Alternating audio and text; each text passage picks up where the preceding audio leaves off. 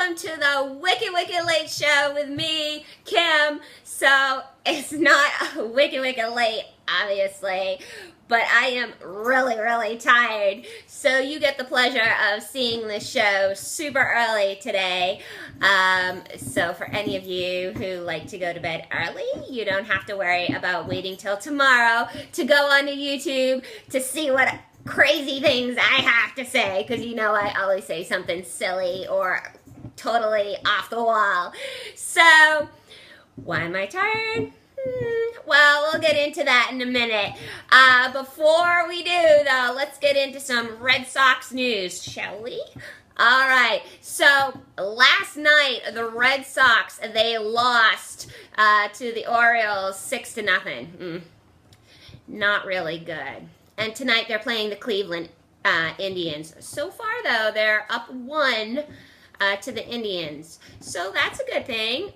Maybe it's something with the American League, you know? They got this bad voodoo, mojo, jinxing, I don't know, something going on with their head anytime they go up against an American League team, and they just can't, you know, do good. I don't know. I'm making this all up, obviously.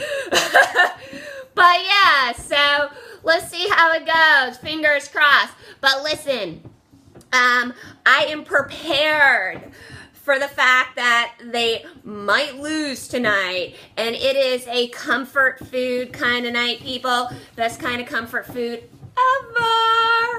ever.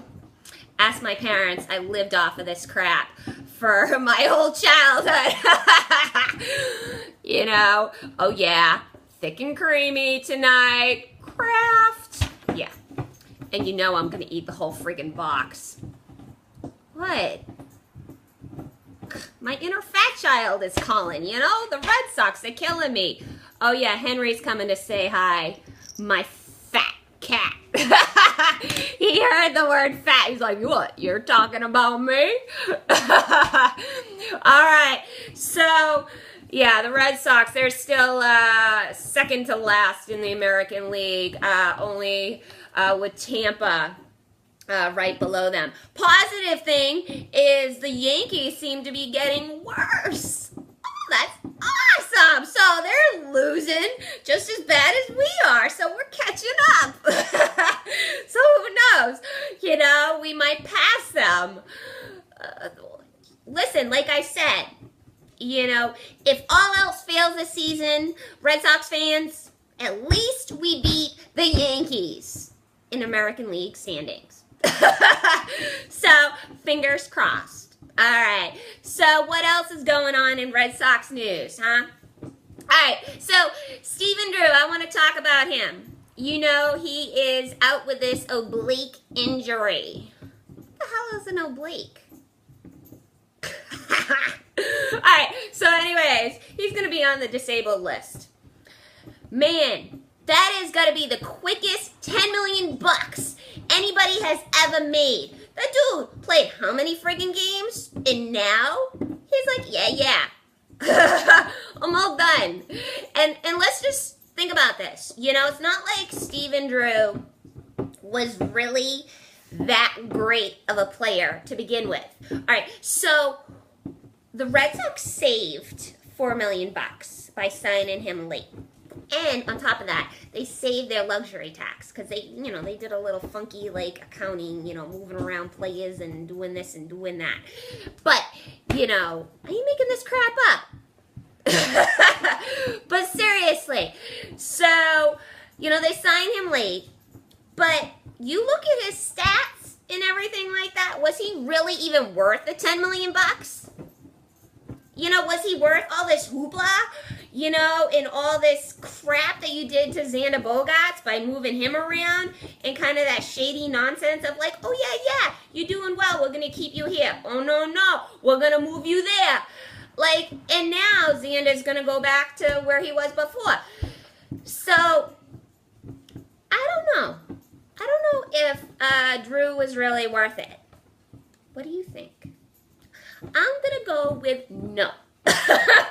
I mean, really, I think the headache and I think the drama and the money, I mean, I'm sure $10 million is a drop in the hat to the Red Sox.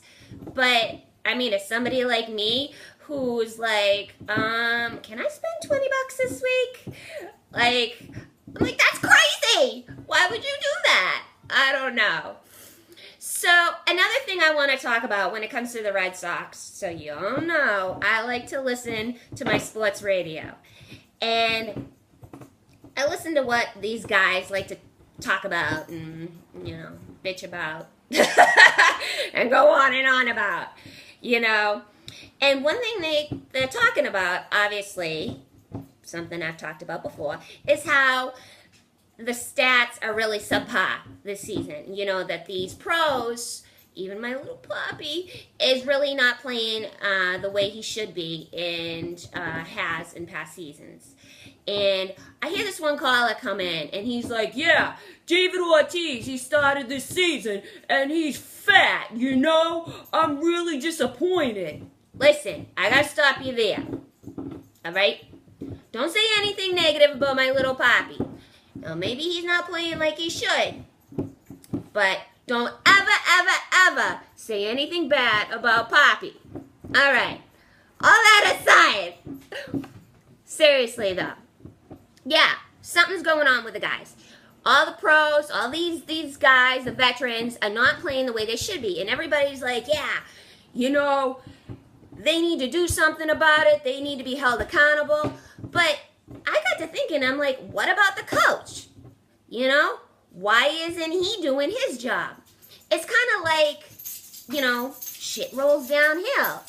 Like when the workers in an office aren't doing what they're supposed to do, it's kind of because the boss is letting them not do what they're supposed to do. Listen, I'm pretty smart for a chick. Don't let me fool you. Okay, wait a minute. I said that wrong. No, but seriously, think about it. All right, let's not talk about baseball for a second. If you work in an office, all right, and you got a bunch of people who all of a sudden aren't doing their job, you know, they're like texting, they're doing whatever they want to do, blah, blah, blah, you know, okay, yeah, they're doing something wrong, don't get me wrong, and they should be held accountable, but isn't there something wrong with the boss doing that? I don't know. And I think the same thing, it got me thinking. I'm like, wait a minute, what about the coach? So if he has these veterans that come in the beginning of the season, they're overweight, right after like the first 5 games, forget the freaking how many games we've played so far, right off the bat, the first 5 games or 3 games or 2 games, he notices they're not playing the way they should be. He should freaking cut that crap right out to the knees. Don't let it keep going the way it should be. That's what he should do. He should crack the freaking whip. I'm just saying. You know, collectively, he should open up his eyes. He should be like, you're going to run this many bases this many days. You're going to show up at 7 a.m. You're going to work until 6 p.m. I mean, they're getting paid how many millions of dollars, you know, a year? They need to work for it. You know, it's not that they can just show up and do whatever and be like, okay, I played my game. So what if I lost? You know, one of the guys on the radio said, Boston Red Sox are like one of the most expensive games to go to. I mean, that's no joke. So if they lose, the franchise loses. Because all of a sudden, people aren't going to show up. But yet they're charging how many hundreds of dollars to show up to a game? So, John Farrell, this is just a suggestion. And you can maybe take it or leave it. But it's like I said before, you need to deny them stuff. You need to do something. I don't know. Get together with management. And I'm sorry. I love you, Papi, and all that. And nobody can ever say anything negative about you. Otherwise, I personally will beat them up.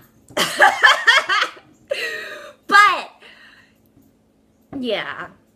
It's not good what you're doing so far. So, if it means you gotta be at the gym more often, or you gotta run around the bases 1,000 times and force all the other players to run around the bases, because everybody's gonna do what Papi says. everybody. So you got to be the team leader. Because maybe nobody's listening to the coach. I don't know. But yeah, that's what's got to happen. I'm just saying. All right. So let's go. Yeah. On to other stuff. So why am I so tired? So yesterday, my Twitter followers, my fans, and my family and friends, I did something absolutely crazy. Okay, so this is just random.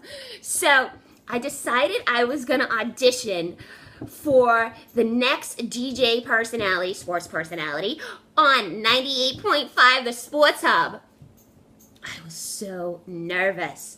I was the only friggin' girl out of like 30 plus guys. So I won't know, and until like July or whatever, I don't know.